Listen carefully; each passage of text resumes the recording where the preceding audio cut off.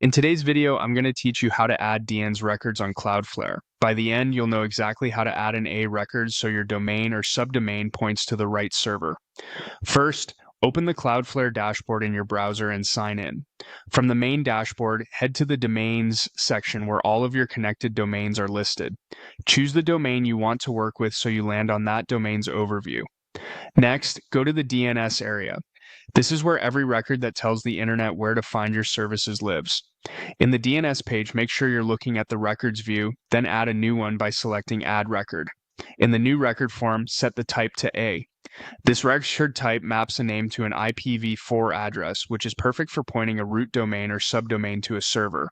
For name, enter the host you want to point. If you want the root domain, use the @ symbol, often shown as EAD.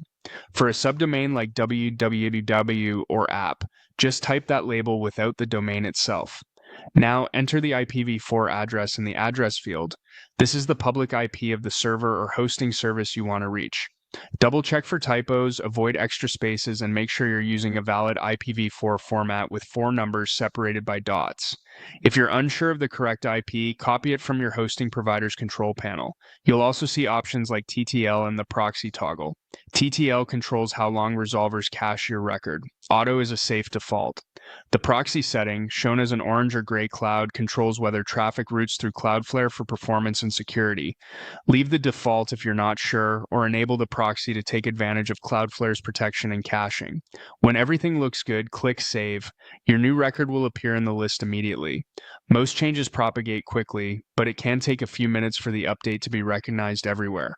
If you don't see the behavior you expect right away, give it a little time. That's it. You opened Cloudflare, selected your domain, navigated to DNS, added a record, set the type, filled in the name and IPv4 address, and saved your changes.